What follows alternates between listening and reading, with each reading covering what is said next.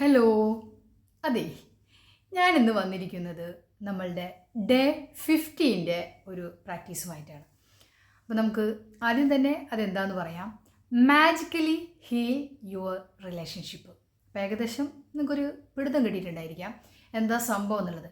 അതായത് നമ്മളുടെ ജീവിതത്തിൽ നമുക്കുണ്ടാവുന്ന ബന്ധങ്ങളുടെ പ്രോബ്ലംസിനെ ഹീൽ ചെയ്ത് കുറച്ചുകൂടി ഭംഗിയാക്കുക, അതായത് നമ്മൾ കുറച്ചുകൂടി ഹാപ്പിനെസ്സിലേക്ക് വരാമെന്നുള്ളതാണ് ഇന്നത്തെ പ്രാക്ടീസ് കൊണ്ട് ഉദ്ദേശിക്കുന്നത്.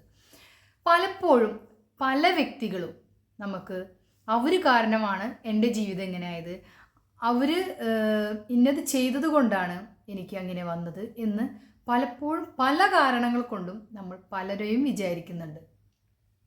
ഒരുപക്ഷെ നമുക്ക് മറക്കാനും പൊറുക്കാനും പറ്റാത്ത രീതിയിലുള്ള ഒരുപാട് കുറ്റപ്പെടുത്തലുകളും അവഗണനയും അതുപോലെ തന്നെ ചതിക്കപ്പെടുകയും അങ്ങനെ ചെയ്തിട്ടുള്ള പല സംഭവങ്ങളും നമ്മളുടെ ജീവിതത്തിൽ കടന്നു വന്നിട്ടുണ്ടായിരിക്കാം. എന്നെ കേൾക്കുന്ന പലരുടെയും ജീവിതത്തിൽ ഞാനുൾപ്പെടെ നമുക്ക് പലരിൽ നിന്നും പല ദുരനുഭവങ്ങളും നമുക്ക് ഉണ്ടായിട്ടുണ്ടായിരിക്കാം. ഒരുപക്ഷെ അതെല്ലാം നമ്മളുടെ മനസ്സിൽ കൊണ്ട് നടന്നാൽ അത് ആർക്കാണ് കൂടുതൽ ബുദ്ധിമുട്ടുണ്ടാവുന്നത്? അത് നമുക്ക് തന്നെയാണ്. അപ്പം നമ്മൾ തിരിച്ചറിയേണ്ട ഒരു കാര്യം എന്നുണ്ടെങ്കിൽ അവരോടെല്ലാം നമ്മൾ ക്ഷമിച്ചു കൊടുക്കുക എന്നുള്ളതാണ് നമ്മളുടെ ഫസ്റ്റ് സ്റ്റെപ്പ്. എന്നെ കേൾക്കുന്നവർ നിങ്ങൾ വിചാരിക്കും, ടീച്ചർ പറയുന്നത്ര എളുപ്പമൊന്നുമല്ല, ഞങ്ങൾ അനുഭവിച്ചത് ഞങ്ങൾക്കല്ലേ അറിയാം, അത് ഞങ്ങളെങ്ങനെ മറക്കും എന്നുള്ളത്. അതാണ് ഞാൻ പറയുന്നത്. ഞങ്ങൾ അനുഭവിച്ചത്, അതായത് ഞാൻ അനുഭവിച്ചത്, എന്നെ കേൾക്കുന്ന നിങ്ങൾ ഓരോരുത്തരും അനുഭവിച്ചതും ഇപ്പോൾ അനുഭവിച്ചു കൊണ്ടിരിക്കുന്നതും അത് നമ്മളുടെ ഉള്ളിൽ സൂക്ഷിക്കുന്നത് കൊണ്ടാണ്. നേരെ മറിച്ച് നമ്മൾ എന്ത് ചെയ്യുക, അവർക്കത് ക്ഷമിച്ചു കൊടുക്കുകയാണെന്നുണ്ടെങ്കിൽ നമ്മൾക്കാണ് ഏറ്റവും കൂടുതൽ സന്തോഷം ഉണ്ടാവുക. അത് നമ്മളുടെ ഇൻലോസ് ആയിരിക്കോട്ടെ, ഹസ്ബൻഡ് ആയിരിക്കോട്ടെ, മക്കളായിക്കോട്ടെ, ഫ്രണ്ട്സ് ആയിക്കോട്ടെ, നൈബേഴ്സ് ആയിക്കോട്ടെ, ബോസ് ആയിക്കോട്ടെ, കൊളീഗ്സ് ആയിക്കോട്ടെ, ആരും ആയിക്കോട്ടെ, നമുക്ക് എന്തെങ്കിലും ദ്രോഹം ചെയ്തിട്ടുണ്ടെങ്കിൽ പലരുടെ ഭാഗത്തു നിന്നും പല തരത്തിലുള്ളതായിരിക്കാം. ചിലപ്പോൾ സിസ്റ്റർ ഇൻലോടെ ആയിരിക്കാം, എന്തും നമുക്കൊന്നും പറയാൻ പറ്റില്ല ആരുടെ ഭാഗത്തു നിന്നാണ് നമുക്ക് കൂടുതൽ മോശമായിട്ടുള്ള അവസ്ഥ ഉണ്ടായിട്ടുള്ളത് എന്നുള്ളത്. പല പ്രതിസന്ധികളും അവർ മൂലം നമുക്ക് ഉണ്ടായിട്ടുണ്ടായിരിക്കാം. നമ്മൾ ഒരിക്കൽ പോലും ചിന്തിക്കാത്ത കാര്യങ്ങൾ പോലും നമ്മളെക്കുറിച്ച് പറഞ്ഞിട്ടുണ്ടായിരിക്കാം. നമ്മുടെ ജീവിതത്തിൽ ഒരിക്കൽ പോലും ചിന്തിച്ചിട്ടുണ്ടാവില്ല, ഇനി ഒരിക്കലും പ്രവർത്തിക്കുക പോലും ചെയ്യാത്ത കാര്യങ്ങൾ വരെയും ഒരു പക്ഷേ അവർ ഇല്ലാത്തത് പറഞ്ഞിട്ടുണ്ടായിരിക്കാം. എങ്കിൽ കൂടിയും നമുക്കത് ക്ഷമിക്കാനുള്ളൊരു കഴിവുണ്ടായിരിക്കണം. ഈ ഒരു ഒറ്റ വീഡിയോ കണ്ടതുകൊണ്ട് ഒറ്റയടിക്ക് നമുക്ക് ക്ഷമിക്കാൻ പറ്റില്ല, ഇതൊക്കെ പ്രാക്ടിക്കലാക്കാൻ പറ്റില്ല എന്ന് എന്നെ കാണുന്നവർക്ക് തോന്നുന്നുണ്ടെങ്കിലും നമുക്ക് ശ്രമിച്ചാൽ കഴിയാൻ പറ്റാത്തതായിട്ടുള്ള ഒന്നും തന്നെയില്ല.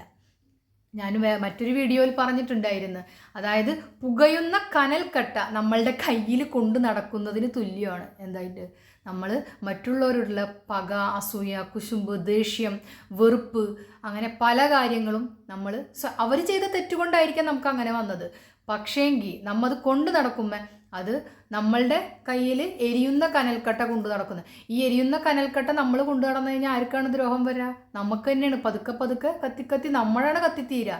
അങ്ങനെ നമ്മളെ കത്തിത്തീരാനായിട്ട് നമുക്ക് ഒരു ശ്രമം നടത്തേണ്ട കാര്യമുണ്ടോ? അത് നമുക്കറിയില്ല.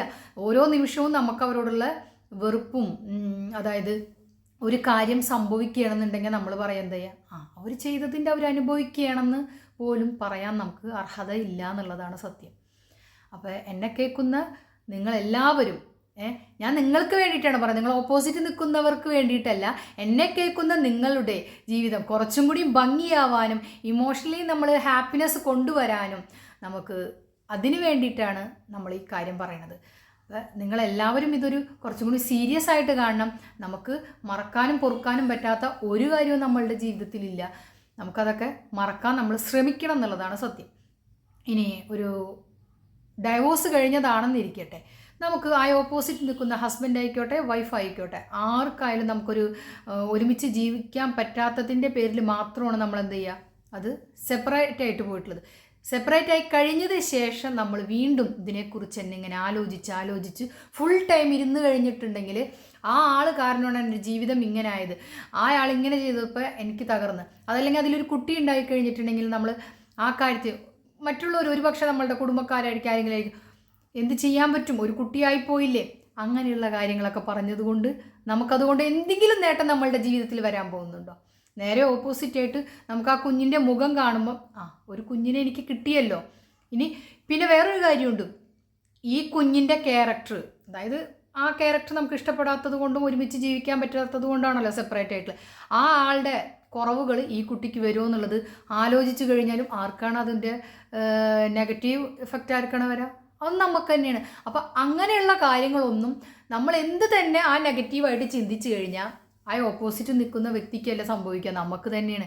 നമുക്ക് ആ കുഞ്ഞിൻ്റെ മുഖം ആലോചിക്കുമ്പോൾ നമുക്ക് വരും ആ ക്യാരക്ടർ കിട്ടുമോ കുട്ടിക്ക്, അല്ലെങ്കിൽ ആളുടെ കുട്ടിയല്ലേ എന്ന് വിചാരിച്ച് കഴിഞ്ഞാൽ നമുക്ക് ആ കുട്ടിയെ ഭംഗിയായിട്ട് വളർത്താൻ തോന്നുമോ?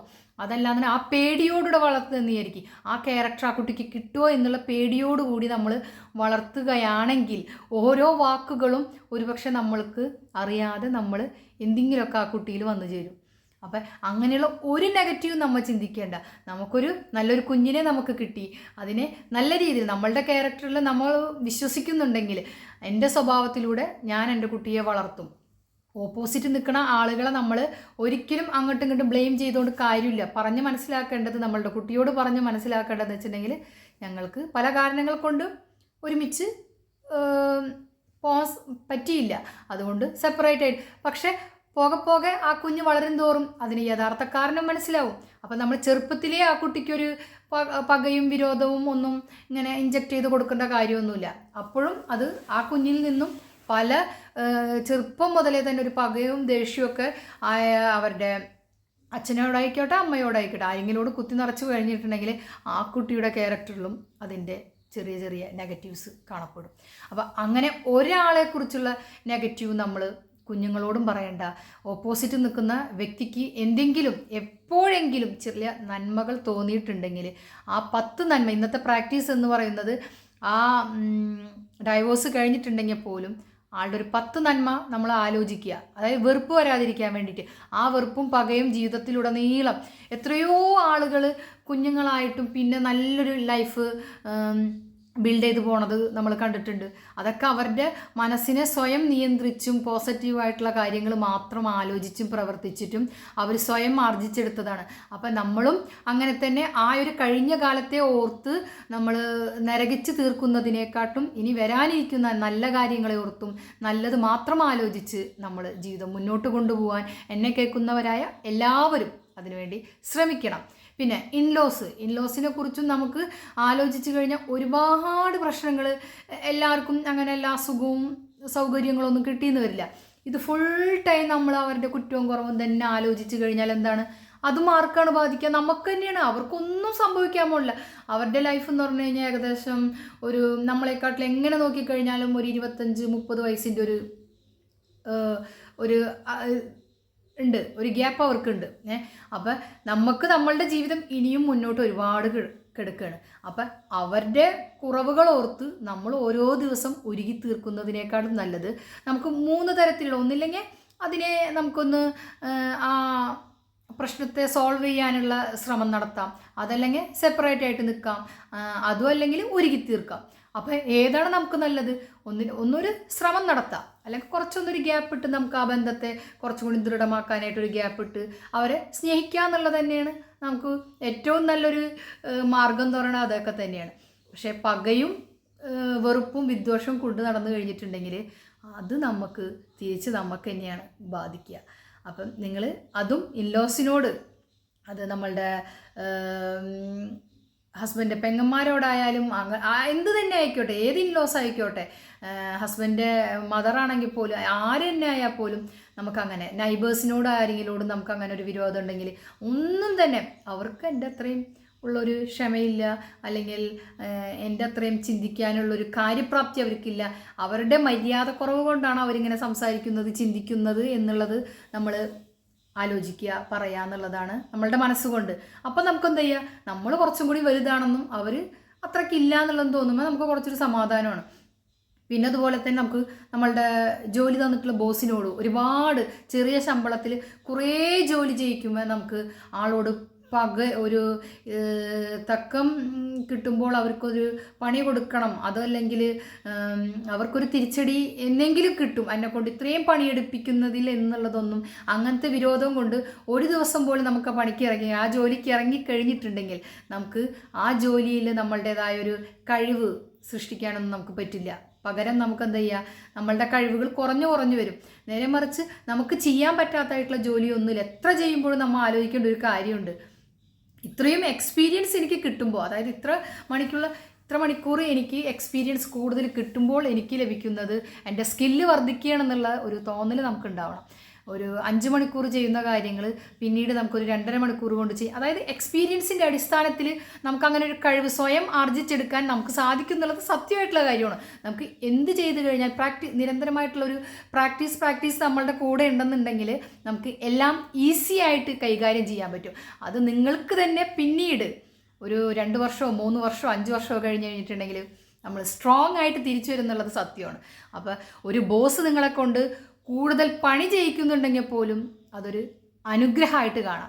അപ്പം എന്ത് തന്നെയായാലും ജീവിതത്തിൻ്റെ എന്ത് പ്രതിസന്ധി ഉണ്ടായാലും, അതുപോലെ തന്നെ നമ്മൾ ഒരു എന്താ പറയുക, ഒരു റിജക്ഷൻ ഉണ്ടായിക്കഴിഞ്ഞാലും, പിന്നെ എന്താ പറയുക, വെല്ലുവിളികൾ, നമ്മൾ പല കാര്യത്തിനും നമ്മൾ ഒരാൾ സഹായിക്കാനില്ലാത്ത വെല്ലുവിളികൾ വന്നാൽ പോലും നമ്മൾ അതിനെല്ലാം ഒരു ഗ്രാറ്റിറ്റ്യൂഡിൻ്റെ കണ്ണിൽ കണ്ടു കഴിഞ്ഞിട്ടുണ്ടെങ്കിൽ, നമുക്കതൊക്കെ തരണം ചെയ്യാൻ സാധിച്ചിട്ടുണ്ടെങ്കിൽ നമ്മളെന്ത് ചെയ്യുക, കൂടുതൽ സ്ട്രെങ്തനായിട്ട് തിരിച്ചു വരും എന്നുള്ളതാണ് സത്യം. അപ്പോൾ ഒരു പ്രതിസന്ധികൾ വന്നാലും അതിനെ നമ്മൾ ഓർത്തുകൊണ്ട് നമ്മളുടെ ജീവിതം നരകതുല്യമാണെന്ന് വിചാരിച്ച് കരഞ്ഞിരിക്കാതെ ആ പ്രതിസന്ധികളെയൊക്കെ എന്ത് തന്നെ, നമുക്കിപ്പോൾ ഒരു വലിയ കോടിക്കണക്കിന് രൂപയുടെ കടമുണ്ടെന്ന് വിചാരിക്കും, എങ്കിൽ പോലും നമുക്ക് അതിനോട് ഗ്രാറ്റിറ്റ്യൂഡ് പറയണമെന്ന് കേൾക്കുമ്പോൾ ഒരു വിഡിത്തമായി തോന്നുമെങ്കിലും അതാണ് അതിൻ്റെ സത്യം. ഈ കോടികൾ കടമുണ്ടെന്നുണ്ടെങ്കിൽ നമ്മൾ കരഞ്ഞു തീർക്കുകയും കുളിക്കാതെയും നമ്മളുടെ കാര്യങ്ങൾ ചെയ്യാതെയും ഇതോർത്ത് തന്നെ ഇങ്ങനെ വിഷമിച്ച് ഡിപ്രഷൻ അടിച്ച് കഴിയുന്നതിനേക്കാട്ടും നല്ലത് ഇതൊക്കെ എനിക്ക് തിരിച്ചു കൊടുക്കണം, ഇതൊക്കെ ഇത്ര സമയത്തിനുള്ളിൽ തിരിച്ചു വീട്ടാനുള്ള ഒരു വഴി നമ്മൾ കണ്ടെത്താൻ വേണ്ടി നമ്മൾ ശ്രമിക്കുകയാണെങ്കിൽ, നമ്മളുടെ കഴിവ് അതിനനുസരിച്ച് വളർത്തുകയാണെങ്കിൽ ഭാവിയിൽ നമ്മളൊരു മില്യനെയറോ ബില്യനെയറോ ഒക്കെ ആവാനുള്ള ചാൻസ് ഒട്ടും തന്നെ ഒരു എന്താ പറയുക, ഒരു സാധ്യമാവാത്തൊരു കാര്യമൊന്നുമല്ല. അപ്പം നാളത്തെ ഒരു മില്യനെയറോ ഒക്കെ ആവാന്നുള്ളത് സാധാരണക്കാർക്കും സംഭവിക്കാവുന്ന ഒരു കാര്യം തന്നെയാണ്. അപ്പം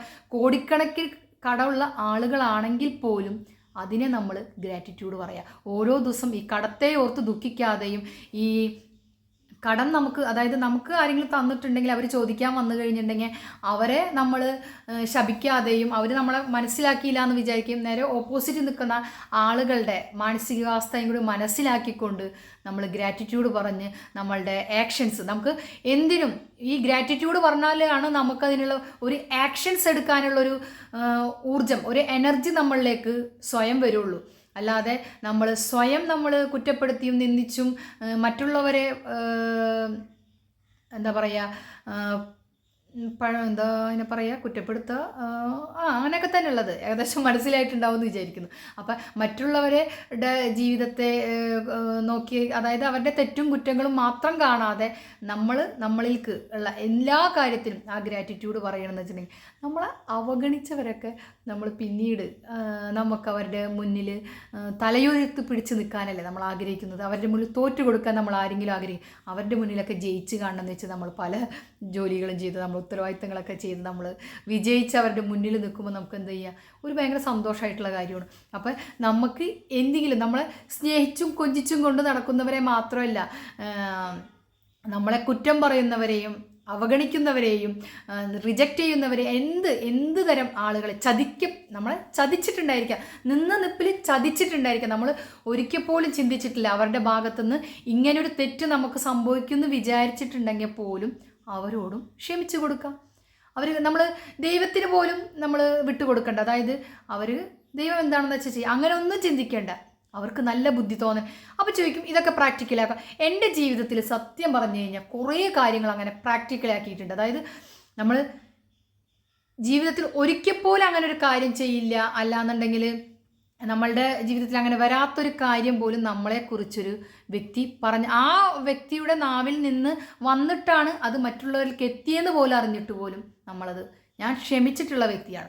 അപ്പോൾ ക്ഷമിക്കുക മാത്രമല്ല, അവർക്ക് വേണ്ടി പിന്നീട് ഒരുപാട് കാര്യങ്ങൾ ചെയ്യാനും ചെയ്ത് കൊടുക്കാനും ഒക്കെ പല കാര്യത്തിനും സാധിച്ചിട്ടുണ്ടെന്നുള്ളതാണ്. അപ്പോൾ ഇതൊന്നും വെറുതെ വന്ന് പറയുന്നതല്ല, ഇതൊക്കെ ജീവിതത്തിൽ പ്രാവർത്തികമാക്കിയിട്ട് തന്നെ വന്ന് പറയുന്ന കാര്യമാണ്. അപ്പോൾ അതുകൊണ്ടാണ് ഇത്ര എനിക്ക് ഉറച്ചൊരു സ്വരത്തിൽ തന്നെ പറയാൻ പറ്റുന്നത്. അപ്പോൾ നിങ്ങൾ നിങ്ങളുടെ ജീവിതത്തിൽ മറ്റുള്ളവരുടെ നന്മയും നമ്മളോട് ചെയ്തിട്ടുള്ള ദ്രോഹവും ഓർത്ത് വിഷമിക്കാതെ സങ്കടപ്പെടാതെയും നമ്മളുടെ നന്മകളും നമുക്ക് വന്നിട്ടുള്ള പ്രതിസന്ധികളുടെ പോലും നമ്മൾ ഗ്രാറ്റിറ്റ്യൂഡ് പറഞ്ഞുകൊണ്ട് നമ്മൾ മുന്നിട്ട് ഇറങ്ങുക. നോക്കിക്കോ, അതായത് ഒരു ഇമോഷൻസ് നമുക്ക് എന്താ പറയുക, ഒരു വിഷമിച്ചിട്ടുള്ള കാര്യങ്ങൾ പോലും ഹാപ്പി ആയിട്ട് നമുക്ക് മുന്നിട്ട് പോകുക എന്നുള്ളതാണ്. അപ്പോൾ എന്നെ കേൾക്കുന്ന ചെറിയ കുട്ടികളുണ്ടെങ്കിൽ നമുക്ക് നമ്മളുടെ ആ പ്രായത്ത് ഒരു പക്ഷേ ഒരു 20കൾ കഴിഞ്ഞ് വരുമ്പോഴാണ് നമുക്ക് സ്വന്തമായിട്ട് മറ്റുള്ളവരുടെ കീഴിലല്ലാതെ സ്വന്തമായിട്ട് നമുക്ക് ഒരു വ്യക്തിത്വം ഉണ്ടാവുക. ആ സമയത്തായിരിക്കും പലരിൽ നിന്നും, അതിനു മുമ്പ് ഒരു പക്ഷേ നമ്മളോട് പറയുന്ന കാര്യങ്ങളൊക്കെ നമ്മളുടെ നന്മയ്ക്ക് വേണ്ടിയിട്ടായിരിക്കും നമ്മളുടെ ടീച്ചേഴ്സ്, നമ്മളുടെ രക്ഷിതാക്കളൊക്കെ പറയാം. അതൊന്നും നിങ്ങളൊരു പകയോ വിരോധമായിട്ടൊന്നും കൊണ്ടു നടക്കേണ്ട കാര്യമില്ല. ജോലിസ്ഥലത്തായാലും എന്ത് തന്നെയായാലും ഇതൊന്നും പറഞ്ഞാൽ തീരാത്തത്ര ഒരു കാര്യമാണത്. അപ്പോൾ നമ്മളുടെ എല്ലാ ബന്ധത്തെയും നമ്മൾ എന്ത് ചെയ്യുക, അതിലുള്ള നന്മകൾ മാത്രം നമ്മൾ കാണാം. പറ്റുമെങ്കിൽ നിങ്ങൾ 10 നന്മകൾ അവരുടെ എഴുതുക, എന്നിട്ട് അവരോടൊന്ന് ക്ഷമിച്ചു കൊടുക്കുക. ആ ക്ഷമിച്ചു കൊടുക്കുന്നത് അവരുടെ ക്വാളിറ്റി കൊണ്ടല്ല, നമ്മളുടെ ക്വാളിറ്റി കൊണ്ടാണ്. അതിൻ്റെ ഗുണം നമ്മളുടെ ജീവിതത്തിലേക്ക് തന്നെ ഇങ്ങനെ വലിയൊരു സമൃദ്ധിയായിട്ട് തന്നെ ഒരു അബണ്ടൻസ് നമ്മളുടെ ജീവിതത്തിൽ വന്ന് നിറയുന്നുള്ളത് സത്യം, ഉറപ്പായിട്ടുള്ള കാര്യമാണ്. അപ്പോൾ നമ്മൾ ചെയ്യേണ്ട കാര്യം എന്ന് വെച്ച് കഴിഞ്ഞാൽ എല്ലാവരോടും ക്ഷമിക്കുക, സ്നേഹിക്കുക എന്നുള്ളത് മാത്രമാണ്. അപ്പോൾ ഇത്രയൊക്കെ പറഞ്ഞുകൊണ്ട് ഇന്നത്തെ വീഡിയോ ഞാനിവിടെ അവസാനിപ്പിക്കുകയാണ്. എൻ്റെ വീഡിയോ ഇഷ്ടപ്പെട്ടിട്ടുണ്ടെങ്കിൽ നിങ്ങളൊന്ന് ലൈക്ക് ചെയ്യുക, കമൻറ്റ് ചെയ്യുക. പിന്നെ അത് മാത്രമല്ല, എന്തെങ്കിലുമൊക്കെ ഒരു കമൻറ്റ് ചെയ്യുമ്പോൾ എനിക്ക് സത്യത്തിൽ അത് ചെറുതാണെങ്കിൽ പോലും അത് ഭയങ്കര ഒരു പ്രചോദനമാണ്. അല്ലാത്ത പക്ഷം എനിക്ക് തോന്നും നിങ്ങൾ ആരും വീഡിയോ കാണുന്നില്ലേ, അല്ലെങ്കിൽ നിങ്ങൾക്ക് മനസ്സിലാവുന്നില്ലേ എന്നുള്ളതൊരു തോന്നൽ എനിക്ക് വരികയാണ്. അപ്പോൾ എന്ത് തന്നെ ആയാൽ പോലും നിങ്ങളൊരു ചെറിയൊരു കമൻറ്റ് രേഖപ്പെടുത്തുക. ഇതിലൊരു വ്യത്യാസം വരുത്തണം എന്നുണ്ടെങ്കിൽ പോലും കമൻറ്റ് രേഖപ്പെടുത്തുക. ഓരോ കമൻറ്റും എനിക്ക് വളരെ വിലപ്പെട്ടതാണ്. അപ്പോൾ വീഡിയോയിൽ വ്യത്യാസം വരുത്തണം എന്നുണ്ടെങ്കിലോ വീഡിയോ ഇഷ്ടപ്പെട്ടാലോ എന്ത് തന്നെ ആയാലും നിങ്ങളിത് കമൻറ്റ് രൂപേണ ഒന്ന് അറിയിച്ചു കഴിഞ്ഞിട്ടുണ്ടെങ്കിൽ എനിക്ക് അടുത്ത വീഡിയോ ചെയ്യാനുള്ളൊരു പ്രചോദനമായിരിക്കും. ഓക്കെ, അല്ലാത്ത പക്ഷം നിങ്ങളിത് കണ്ടിട്ട് നിങ്ങൾക്ക് മനസ്സിലായിട്ടില്ലേ എന്നുള്ളൊരു തോന്നലൊക്കെ എനിക്ക് വരും. ഓക്കെ, പിന്നെ വേറൊരു കാര്യം എന്ന് വെച്ച് കഴിഞ്ഞിട്ടുണ്ടെങ്കിൽ നമുക്കിതൊക്കെ നമ്മളുടെ ജീവിതത്തിൽ പ്രാക്ടിക്കലാക്കി വരാനായിട്ട് നിങ്ങൾക്ക് സ്വന്തമായിട്ട് ഇങ്ങനെ ഒന്നും ചെയ്യാൻ പറ്റുന്നില്ല എങ്കിൽ തീർച്ചയായിട്ടും എൻ്റെ ക്ലാസ്സിന് അറ്റൻഡ് ചെയ്യാവുന്നതാണ്. താഴെ ഡിസ്ക്രിപ്ഷൻ ബോക്സിൽ ഇതിൻ്റെ ഒരു ലിങ്ക് കൊടുത്തിട്ടുണ്ട്. ആ ലിങ്കിൽ കയറി കഴിഞ്ഞാൽ നമ്മൾ ഒരു ഗ്രൂപ്പിൽ ആഡ് ആവും. അപ്പോൾ നമുക്ക് നമ്മളുടെ കോഴ്സിനെ കുറിച്ചുള്ള ഡീറ്റെയിൽസ് എല്ലാം സംസാരിക്കാവുന്നതാണ്. അപ്പോൾ ക്ലാസ്സിൽ ജോയിൻ ചെയ്യാൻ താല്പര്യമുള്ളവർ തീർച്ചയായിട്ടും ഗ്രൂപ്പിൽ ജോയിൻ ചെയ്യുക. നമുക്ക് നല്ലൊരു നാളേക്കായിട്ട് നമുക്കൊരു എല്ലാവർക്കും കൂടെ ഒരു ഒത്തൊരുമയോടുകൂടെ പ്രവർത്തിച്ച് നല്ലൊരു ജീവിതത്തിൻ്റെ വിജയത്തിലേക്ക് മാത്രം കുതിച്ചു വരാനായിട്ട്, അതിനൊന്നും വലിയ തടസ്സമൊന്നുമില്ല കേട്ടോ. നമുക്ക് ജീവിതത്തിൽ എന്നും പ്രതിസന്ധികളും പ്രശ്നങ്ങളും മാത്രമൊന്നുമല്ല. അങ്ങനെ പറഞ്ഞിരിക്കുന്നതാണ് നമ്മളുടെ ജീവിതത്തിൻ്റെ പ്രോബ്ലംസ്.